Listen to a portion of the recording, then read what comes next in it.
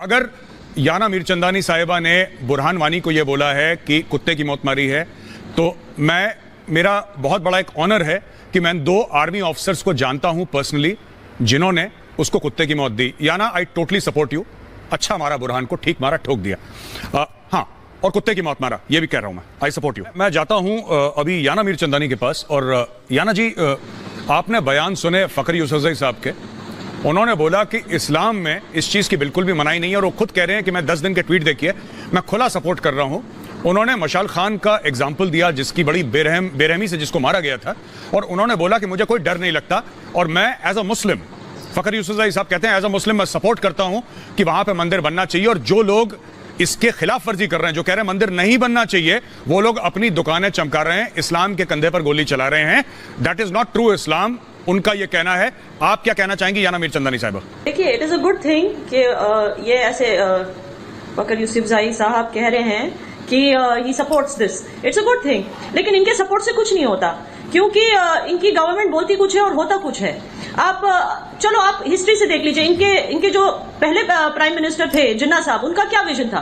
फिर उसके बाद जब ख्वाजा निजामुद्दीन आए, उनका क्या विजन है। वो तो क्लियरली बोल रहे थे कि एक इस्लामिक स्टेट में किसी को भी दूसरे रिलीजन फॉलो करने का हक नहीं है, रिलीजन एक प्राइवेट अफेयर नहीं है। जब वो ऐसी बात करते हैं तो उनकी आवाम तो यही फॉलो करेगी। परवेज मुशर्रफ क्या कहते हैं कि ओसामा बिन लादेन हमारा हीरो था। उन्होंने कभी किसी सोशल एक्टिविस्ट को अपना हीरो नहीं कहा। जैसे है सलमान हैदर, वकास गोराया, असीम सईद, अहमद रजा नजीर, इनको क्यों नहीं हीरो कहते हैं? ओसामा बिन लादेन को हीरो कहेंगे, फिर उनकी आवाम वही कहेगी। इनको तो ये जिनके नाम मैंने लिए, इनको तो रातों रात गायब कर दिया जाता है। जो सोशल लिबरल थिंकर्स होते हैं, इनको रातों रात गायब कर दिया जाता है। तो जब इनकी आवाम को इस तरह का इन्फ्लुएंस दिया जाएगा, तो ये कुछ लोग, चंद लोग जो ट्विटर पे आके बोलते हैं कि आई सपोर्ट टेम्पल, इनसे क्या होने वाला है? आप हिस्ट्री देखिए इनकी। आपको पता है सिर्फ 400 कुछ और टेम्पल्स बचे हैं पाकिस्तान में, जिनमें से सिर्फ 20 आर अंडर, मतलब जो यूजेबल है, वो भी ट्रस्ट बोर्ड उसको कंट्रोल करती है, और बाकी को कन्वर्ट किया गया है दूसरी चीजों में, जैसे मॉस्क में, लाइब्रेरी में। वहां के आइडल्स मिसिंग हैं इस तरह। और पाकिस्तान का लिस्ट में आता है, ओपन डोर्स सर्वे की लिस्ट में आया है कि सबसे ज्यादा चर्च अटैक्स पाकिस्तान में हुए हैं पूरी दुनिया में। 600 से ज्यादा चर्चेस को उन्होंने डिस्ट्रॉय किया है इतने सालों में। 1000 से, आप ये लोग बाबरी मस्जिद की बात करते रहते हैं। जिस दिन बाबरी मस्जिद हुआ था, उसके बाद 1000 से ज्यादा मंदिरों को इन्होंने तोड़ा है, वैंडलाइज किया है पाकिस्तान में। ये चीज बताते हैं ये, जब जिहादियों को ट्रेन करते हैं, डू दे से कि एक बाबरी मस्जिद के लिए उनको कहते हैं कि जाके इंडिया में जिहाद करो क्योंकि बाबरी मस्जिद तोड़ा है। बाबरी मस्जिद के बाद 1000 टेम्पल्स तोड़े गए हैं पाकिस्तान में। क्या वो ये सिखाते हैं अपने जिहादियों को? क्या ये बयान करते हैं? और जो भी ये ऐसे लोग जो आते हैं ट्विटर पे, आरजू काजमी जैसे लोग, आई एम सो हैप्पी कि वहां मंदिर बनने वाला है, ये और इनकी गवर्नमेंट चुप रहती है जब वहां पे टेम्पल्स तोड़े जाते हैं। ये चुप रहते हैं, ये कुछ नहीं करते।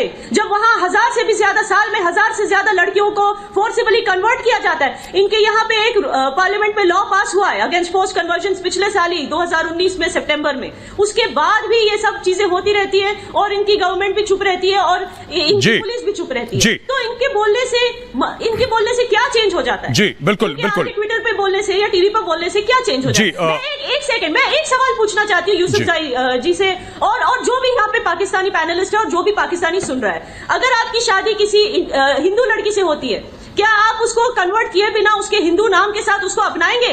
बिल्कुल, जैसे शाहरुख खान ने अपनाया गौरी खान को, आज तक उसने अपना रिलीजन चेंज नहीं किया। क्या पाकिस्तान में ये अलाउड है? आप कहते हो आपको हिंदूज के खिलाफ कोई प्रॉब्लम नहीं है, क्या आप इतनी सी चीज एक्सेप्ट कर सकते हैं कि आपकी बीवी का या आपके शोहर का रिलीजन इस्लाम नहीं है? क्या आप इतनी चीज, ये है इनकी आवाम, इनको पूछिए कि ये एक्सेप्ट कर सकते हैं? फिर देखिए सच्चाई कैसे बाहर निकलती है। जी याना, बहुत बहुत शुक्रिया आपके कमेंट्स के लिए। मैं जाता हूं आरजू काजमी साहिबा के पास, और उसके बाद मैं सुशील भाई के पास जाऊंगा। आरजू जी, देखिए, मैं ये जो फखर यूसुफजई साहब ने कहा ना ओपन टेलीविजन में, देखिए ये काबिल एहतराम तो बात है। हो सकता है वो फर्क ला पाए नहीं ला पाए, ये मुझे नहीं पता, क्योंकि जब इतना बड़ा मुल्क है, और पाकिस्तान को छोटा मुल्क नहीं, 20 करोड़ की आबादी है, तो अगर कोई बोले कि साहब एक ट्विटर से ही कोई तूफान आ जाएगा, तो दैट इज नॉट पॉसिबल। लेकिन अगर कोई शख्स अपने यकीन पे अड़ा है और कर रहा है कुछ काम, तो I think he deserves a salute, और हम सैल्यूट करते हैं इनके। कम से कम जज्बे को तो हमें सैल्यूट करना चाहिए, और ये मानना चाहिए कि कोई बंदा लगा हुआ है। और कहते हैं ना कि अकेला चना बाहर नहीं तोड़ता, नहीं तोड़ भी देता है कभी कभी।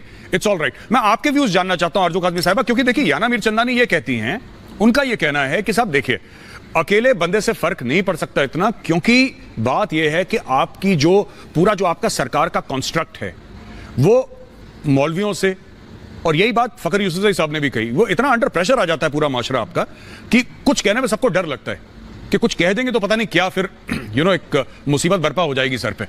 आप इस तरीके को कैसे देखती हैं? आप इस पूरी चीज को किस तरीके से देखती हैं, मैं ये जानना चाहता हूं। और आपके इस पर क्या व्यूज हैं मंदिर का, जो इस्लामाबाद का मंदिर है? मैं आपसे पूछ रहा हूं Arzoo Kazmi sahiba. Thank you so much major sahab. सबसे पहली बात तो वही जो फखर यूसुफजई ने कही है, मैं कहूंगी कि मंदिर तो बनेगा और मैं भी पहले दिन से सपोर्ट कर रही हूं और करती रहूंगी। जिस लेवल तक भी जा सकूंगी जाऊंगी। उसके लिए ये कहना कि एक ट्वीट से या एक शो से कोई फर्क नहीं पड़ता, नहीं, इसी तरह से थोड़े थोड़े करके लोग आगे आएंगे तो फर्क जरूर पड़ेगा। जहां तक आपने वो सॉन्ग चलाया जिसमें एक गलत वर्ड यूज किया गया, मुझे बहुत अफसोस है कि इस तरह की बात हुई है। लेकिन थोड़े दिन पहले, मैं याना की बात का जवाब दे दूं, थोड़े दिन पहले याना चीमा साहब के शो में थी और उन्होंने यही लफ्ज एक कश्मीरी के लिए इस्तेमाल किया था। ठीक है, वो इनके हिसाब से नहीं था, वो इनकी मर्जी का नहीं था, लेकिन किसी के लिए भी इस तरह का अल्फाज इस्तेमाल करना गलत है। उस वक्त तो याना ने कहा कि नहीं, ये कोई गलत बात नहीं है, जब चीमा साहब ने उनको टोका था।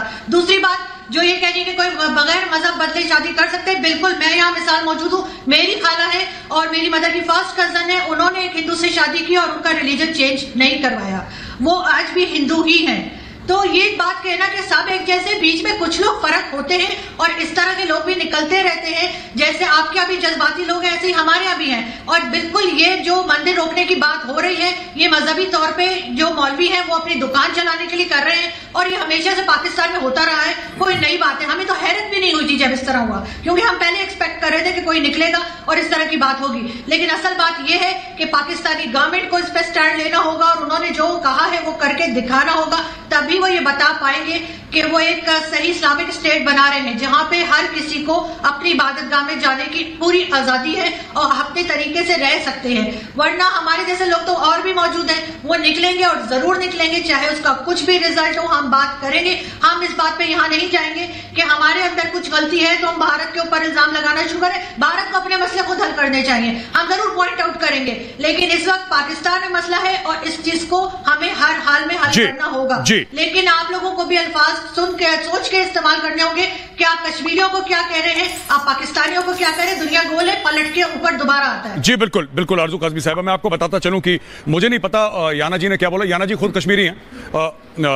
याना, would you like to respond? 10 seconds for a response. 10 second, फिर मुझे सुशील भाई के पास जाना है। I am running out of time. 10 seconds for a response.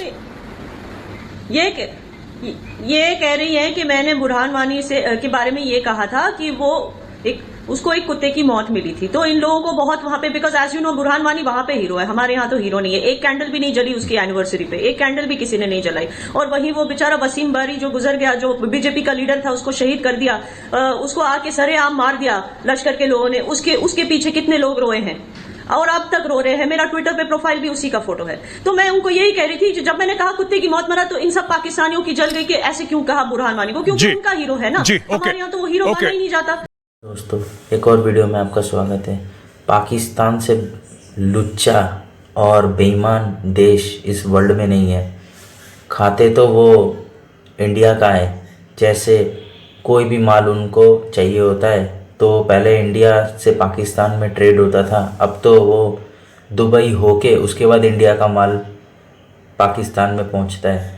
पर ब्रदर मुल्क तो चाइना को बोलता है। चाइना तो उनको ऐसे माल सप्लाई करता है जो एक्सपायर माल होते हैं, जो उनके वहाँ चलते नहीं, तो सेकेंड हैंड माल पाकिस्तान को बेच देते हैं। तो पाकिस्तान भारत से ही निकला हुआ है। जो भी हो, बाप तो बाप होता है, बेटा बेटा होता है। पर पाकिस्तान अपने गिरेबान में झांक के देखे कि अपने उधर क्या है। जैसे आतंकवादियों के मामले में पाकिस्तान वर्ल्ड में नंबर 1 पे है। जितने आतंकवादी हैं सब उनके उधर ही मिलते हैं। आपको इस वीडियो में क्या राय है, कमेंट बॉक्स में अपना राय देना ना भूलिएगा। चैनल को लाइक, शेयर और सब्सक्राइब कीजिए। देखते रहिए पाक मीडिया डिबेट।